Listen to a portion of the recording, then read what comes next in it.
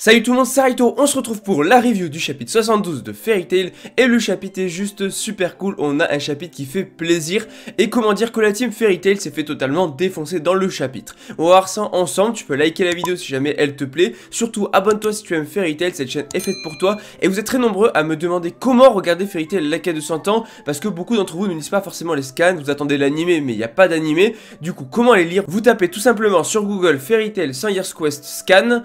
Et du coup vous allez directement trouver des sites. Donc voilà, comme ça vous n'avez pas à chercher pendant 15 000 ans, vous tapez ça, vous trouvez directement. Comme ça vous pourrez suivre l'aventure avec nous. En tout cas dites-moi ce que vous pensez du chapitre. Moi je vous dis c'est parti, let's go. Ah oui, petite précision avant de commencer, les chapitres ne sont disponibles qu'en anglais, en tout cas les derniers chapitres.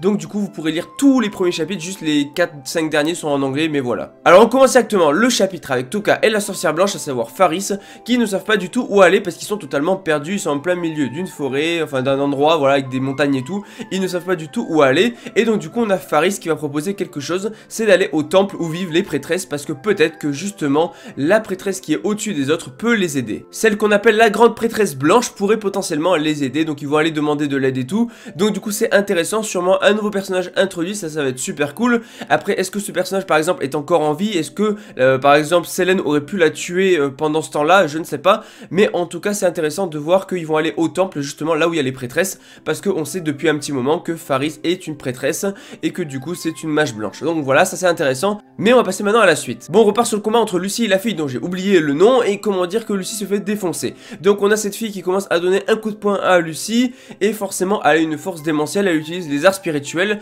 et en fait chacun des trois ennemis donc de Fairy Tail utilise les arts spirituels. Et donc du coup Lucie va essayer d'esquiver le coup qui va littéralement tout ravager, et au final elle va utiliser plein d'esprits. Elle va tenter plein d'esprits, elle va tenter Virgo, ça ne va pas marcher, elle va utiliser Scorpio, elle va utiliser la Stardress donc d'Aquarius, Aquarius Form, elle va utiliser plein de techniques et tout, plein de Stardress, elle va invoquer plein d'esprits, Caprico et tout qui va se faire démonter, alors que pourtant il se défend bien pendant un petit moment, mais au final il se fait démonter quand même. Donc voilà, peu importe les moyens qu'elle va utiliser, pour le moment elle se fait défoncer. Et on a même, ce qui est intéressant c'est qu'on a justement cette fille là qui va donner des conseils à Lucie, parce que voilà, elle utilise plein de pouvoirs et tout, Aquarius Form et tout, elle va utiliser l'Aquametria et tout. Bon, elle va boire l'eau, what the fuck, d'où elle arrive à boire la technique de Lucie, c'est juste incroyable, parce qu'en plus elle lui sort, ouais c'est riche en minéral et tout, d'où elle boit l'eau de Lucie, d'où elle boit la technique Aquametria. Bref, elle utilise ensuite Virgo comme j'ai dit avec Scorpio, ça ne va pas du tout marcher. La fille va se tourner sur elle-même, ça va créer une tornade, elles vont se faire éjecter, elles se font totalement démonter. Autant dire que Lucie n'a pas le niveau, et c'est le cas en fait pour tous les mages de Fairy Tail qui se font battre vraiment un par un en fait, parce qu'on va parler après de Natsu et de Grey,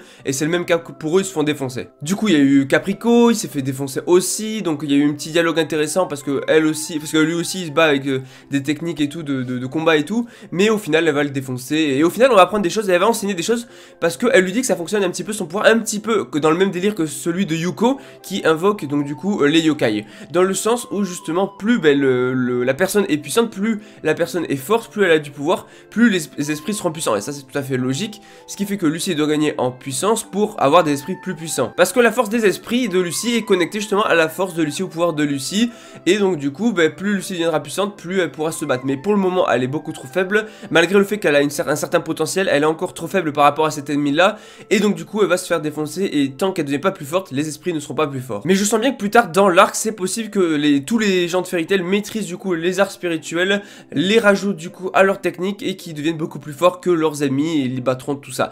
Mais ça on verra plus tard. En tout cas Lucie est juste totalement désespérée, elle est en train de se dire que son pouvoir est totalement faible, et elle est en train de pleurer. La scène est juste très belle, en vrai la scène est très cool. Lucie qui est à terre et qui est en train de pleurer parce qu'elle est beaucoup trop faible, et elle aimerait devenir plus forte, et ça j'ai trouvé la scène super intéressante. Ensuite on repart sur le combat entre Akune et Natsu Grey, et le combat est trop stylé, et surtout, enfin le combat est très stylé, il dure 2 secondes, mais en tout cas on a Akune qui est juste beaucoup trop stylé, beaucoup trop classe, qui va utiliser une technique. Déjà Natsu et Grey captent qu'elle a une puissance démentielle, mais en plus elle va utiliser du coup des diamants, donc voilà, enfin de la glace, donc avec un effet de diamant, et c'est juste hyper stylé. Et on voit dans le chapitre en fait qu'elle est clairement plus forte que Invel, elle est plus forte que Invel, parce que autant Invel avait réussi à geler Grey et geler Natsu, autant Natsu avait réussi à décongeler, donc se décongeler de la glace de Invel, autant là ils arrivent même pas à s'en sortir. Elle va utiliser les arts spirituels et elle va congeler Grey et Natsu, et même Grey qui est résistant à la glace ne peut pas s'en échapper, et Natsu qui a une technique de feu ne peut pas non plus y échapper. Les deux se sont congelés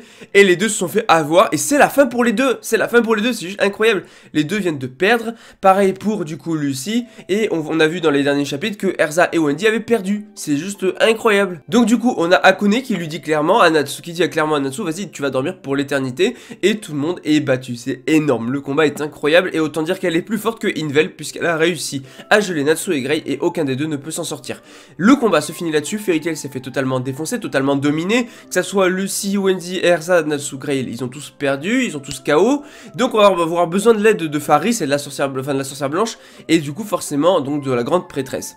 Et là ils sont totalement dans le mal. Mais au final on a un petit retour sur Selene qui fait totalement plaisir, où elle dit voilà, de toute façon ils pouvaient pas défaire donc du coup le corps de Selene, le trio de Selene, mais c'était quand même intéressant, et du coup elle va faire, voilà, on va s'amuser un petit peu plus, surtout donc du coup les filles, ne tuez pas nos ennemis, ne les tuez pas, ramenez-les moi, on va s'amuser, on va faire un truc plus cruel, un truc où on va s'amuser, ça va être délicieux et tout. Ça c'est la grosse erreur que fait Selene, parce que ça lui coûtera très cher, ça lui coûtera la défaite, voilà, tout simplement, elle perdra, voilà, il n'y a rien d'autre à dire, elle perdra à cause de ça. C'était une erreur de laisser Fairy Tail en vie, elle aurait dû tuer Fairy Tail, parce que Fairy Tail, si tu ne les tues pas tout de suite, ils se relèvent et ils te défoncent, c'est comme ça. Du coup je sais pas qu'est-ce qu'elle prévoit, mais en tout cas elle veut les ramener à son château, je présume, et voilà, le chapitre finit là-dessus, elle veut les ramener, elle ne veut pas qu'ils les tuent, donc du coup, voilà, ils sont tous KO. Pour ceux qui disaient Carla pourrait faire quelque chose et tout, non, Carla est bien KO aussi, mais j'ai hâte de voir en tout cas qu'est-ce qui va se passer dans les prochains chapitres, qu'est-ce qui va faire qu'ils vont pouvoir réussir à les battre, que va faire Suzaku, le dragon rouge, parce que oui, je rappelle